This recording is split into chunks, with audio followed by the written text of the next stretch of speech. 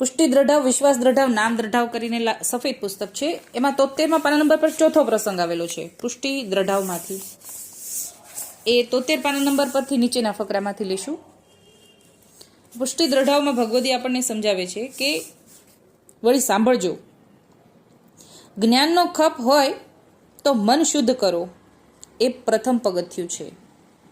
એટલે કે ઠાકોરજીના સ્વરૂપને જાણવું હોય તો મનને શુદ્ધ કરવું પડે. મનની અંદર મળ હોય, મલિનતા ભરી છે, રાગ દ્વેષ છે, તો એ ઠાકોરજીનું સ્વરૂપ વિશેનું જ્ઞાન ચોંટશે નહીં. બીજા કામ, ક્રોધ, લોભ એ ત્રણેય તો જોગી કીધા. કામ, ક્રોધ, લોભ, મોહને તો જોગી કીધા, ગરબાર વગરના જોગી. તે તમને ભ્રમણામાં નાખીને લૂંટી નાખશે. એટલે કે એનું કામ શું છે? કામ, ક્રોધ, લોભ એ તો લૂંટાઈ જઈએ. જો ક્રોધ આવ્યો ને તો ઘણું બધું ખોઈ બેસીએ. તો આ ત્રણેય એવા દોષો છે. તે માટે સર્વ મિત્રો સાંભળો, પ્રથમ દેહ પોતાની કરી સર્વથા ન જાણશો. એટલે સૌથી વધારે આપણે આ સત્ય સમજવાનું અઘરું છે, વાર લાગી જાય છે કે આ દેહ આપણો નથી. આપણે આત્મા બાબતે ધ્યાન રાખવાનું છે. આપણે દેહના ધર્મો વિશે અને દેહને સંવારવા માટે, દેહના સુખ વિશે આખું જીવન વિતાવી દઈએ છીએ અને પછી એ દેહ મૂકીને આત્મા તો જતો રહે છે. એટલે આપણે તો ફરીવાર જન્મ લેવાનો જ છે આત્માને, દેહને મૂકીને. એટલે અહીંયા એમ સમજાવે છે ભગવદી કે સૌથી પહેલા તો દેહ પોતાની કરીને જાણશો જ નહીં. તે શ્રી કૃષ્ણચંદ્રજીએ શ્રીમદ ભાગવતમાં 10મા અધ્યાય 24માં કીધું છે, ધર્મ તે છે જ્યાં ગોપીજનને ભજનાનંદ દેખાડ્યો. ગોપીજનને ભજનાનંદ રૂપી ધર્મ દેખાડ્યો છે. ત્યાં શ્રીજી ગોપેન્દ્રજીએ પોતાના મનમાં વિચાર્યું, ત્યાં જોજો બહિર્મુખપણું ટળે નહીં, ત્યાં સુધી નિશ્ચય નહીં થાય. અને નિશ્ચય હોય તે નીચે લખ્યું છે, તે સર્વ સાચું છે. એટલે અહીંયા કૃષ્ણચંદ્રજીની સાથે ઉદાહરણ એમ સમજાવે છે કે ભજનાનંદ ક્યારે થાય? ગોપેન્દ્રજીના વચનામૃત દ્વારા હવે આપણે અનુસંધાન લેવાનું છે કે જે રીતે ગોપીઓને ભજનાનંદની પ્રાપ્તિ થઈ, ગોપીઓ તો કૃષ્ણ ભગવાનને વરી ચૂકી હતી મનથી કે આપ જ અમારા આત્માના પતિ છો, લૌકિક પતિનું અમારે શું કામ? તો એવી દશા ક્યારે થાય? ત્યારે બહિર્મુખપણું ટળે ત્યારે થાય. હવે નીચે જ બતાવે છે, માટે શ્રીજીને તો વૈષ્ણવના અંતઃકરણનો અંગીકાર કરેલો છે. ત્યાં હરિબાઈ બોલ્યા, આ ભીતર ઓપ્યા વીણ બાઈ અંગ ઠમકો શો ઠાલો. માટે અંતઃકરણ માયાએ ઢાંકી રાખ્યું છે. અંતઃકરણમાં જે કાંઈ પણ છે અંતઃકરણમાં પ્રવેશ થાય નહીં એના માટે માયા આડી ઊભી છે. ઠાકોરજીનું સ્વરૂપ અંતઃકરણમાં સ્થિર થાય નહીં એના માટે માયા આડી ઊભી છે. માયાના 3 રૂપ છે, મિથ્યા, સંશય અને વિપરીત ભાવ. એ 3 છે. તેના રૂપ છે મિથ્યા, બકવાદ, વાદ વિવાદ. સંશય, શંકા કુશંકા એટલે કે સંશય. વિપરીત ભાવ, અન્યથા ભાવ, ખોટો પાખંડી ભાવ. આ 3 માયાના રૂપ છે. જો એટલે કે માયા કોને કહેવાય કે આ ત્રણેયમાંથી કોઈ પણ એક વસ્તુ છે તો એ માયા કહેવાય. અલગ અલગ રૂપ છે, માયા તો છે જ. જો કાંઈ પણ ખોટો બગવાદ, મિથ્યાવાદ વિવાદ કરવાનું આપણને મન થાય તો એ માયા આવી ગઈ છે આપણા મનમાં, અંતઃકરણને ઢાંકીને ઊભી છે. હું સાચું અને તમે ખોટા, હું સાબિત કરી બતાવું, એની પાછળ આપણે લાગેલા રહીએ, સમય બરબાદ કરીએ, મહિનાઓ જતા રહે. પછી શંકા કુશંકા એટલે બધી વસ્તુમાં પ્રમાણ માગીએ, આનું ક્યાં પ્રમાણ છે, તર્ક કરીએ, આવું તો થોડું થાય, શક્ય જ નથી, એવી બધી શંકા થવા માંડે. અને ત્રીજું કરું વિપરીત ભાવ, અન્યથા ભાવ. એટલે કે જે પુષ્ટિમાર્ગમાં ભાવના છે એનાથી વિપરીત ભાવ આવે આપણા મનમાં આવે તો એ બધી માયાએ આપણને લપેટેલી કારણે માયાનો આ પ્રભાવ છે. તે વૈષ્ણવમાંથી ઓળખવા, એટલે કે આ જે ભાવો બધા છે એ ઓળખવા જોઈએ, પણ નથી ઓળખતા. તે માટે વૈષ્ણવ મૂંઝાય છે. એટલે આ ઓળખીએ તો બહાર કાઢી શકીએ, પણ ઓળખાતું નથી અને જીવ મૂંઝાયા કરે છે. પછી સંસારમાં એ પડ્યો છે અને પાખંડી થાય, એટલે કે આ નીકાળી ન શકે ને આપણને એમ લાગ્યા કરે કે હા આ જ યોગ્ય છે. થોડું ઘણું આપણને પુસ્તકનું થોડું ઘણું જ્ઞાન થઈ જાય પછી આપણે બધી જગ્યાએ જાણે શાસ્ત્રાર્થ કરવા માંડી પડ્યા હોય એવી રીતે વાદ કરવા માંડીએ, શંકા કુશંકાઓ કરવા લાગીએ, અથવા તો અલગ અર્થ કરીને સમજાવીએ તો આપણે પાખંડી થઈ ગયા હોઈએ એમ સમજાવે છે કે સંસારમાં રચ્યા પચ્યા રહીએ અને પાખંડી પણ આવી જાય. તે શા માટે?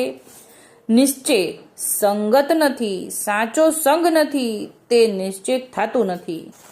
તે આચાર્યજીએ પ્રથમ માર્ગના પ્રકાર કહ્યા છે તે શ્લોક છે કે સર્વે માર્ગે નષ્ટેસુ કલૌચ ખલ ધર્માણી પાખંડે પ્રચુરે લોકે.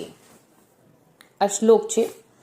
બધા માર્ગો, કર્મ માર્ગ, જ્ઞાન માર્ગ, ભક્તિ વગેરે નષ્ટ થયા, કારણ કે ખલ ધર્મ વાળો કલિકાળ વાપી ગયો છે. એટલે કે ભક્તિ પણ નાશ પામી હતી જ્યારે કલિકાળ આવ્યો હતો.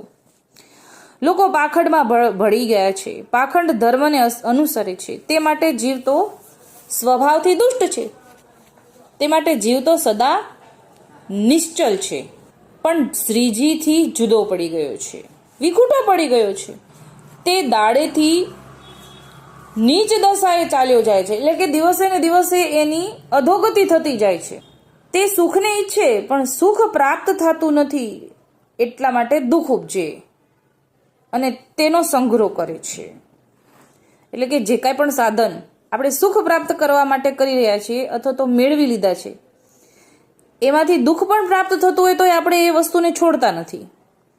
એટલે કે છે કે સંગ્રહ કરે છે.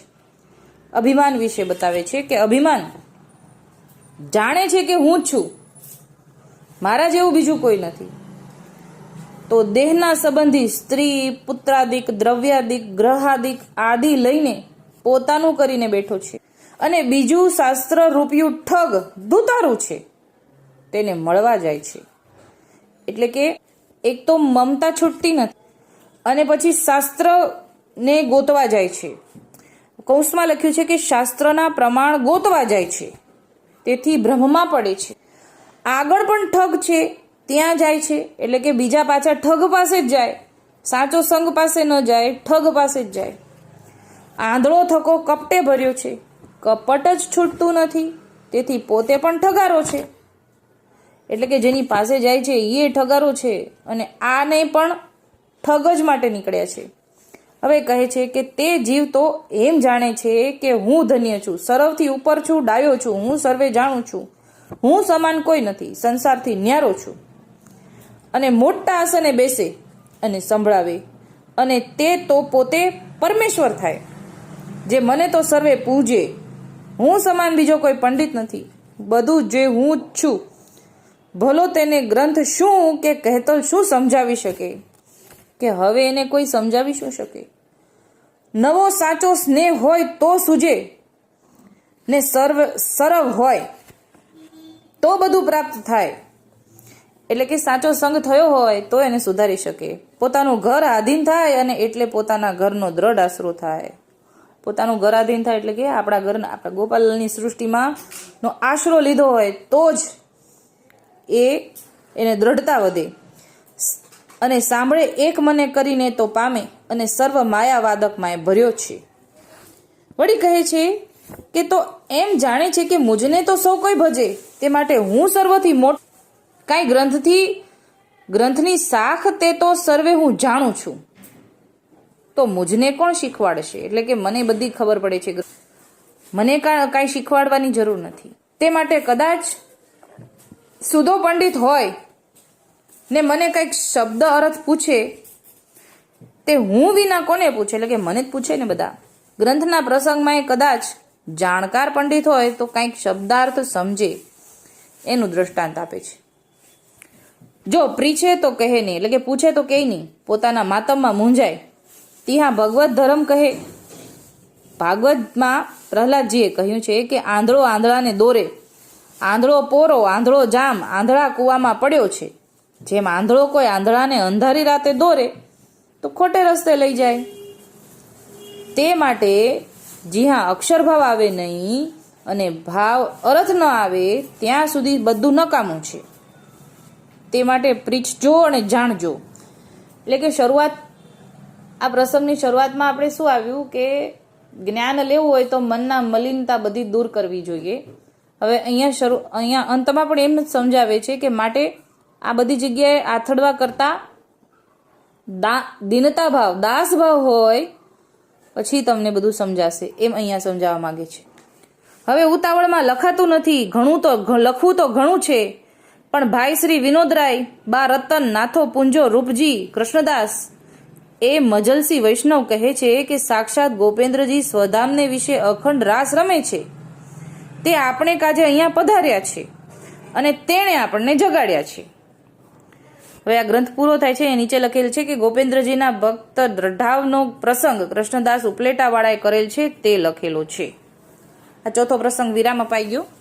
અહીંયા એમ સમજાવે છે કે ઠાકોરજી ગોપેન્દ્રજી આપણા માટે નીચે પધાર્યા ભૂતલ પર અને આટલો બધો પરિશ્રમ લીધો, તો પછી આ બધી જગ્યા આથડવાની શું જરૂર છે? ભગવદીનો સંગ કર અને સત્સંગ કર અને જીવન સાર્થક કર એમ સમજાવ્યું. આ હતો પુષ્ટિ દ્રઢાવમાંથી. અત્યારે આટલું જ બોલીને મારી વાણીને વિરામ આપું છું, મારી નાની વાતને વિરામ આપું છું. બોલો શ્રી ગોપાલ.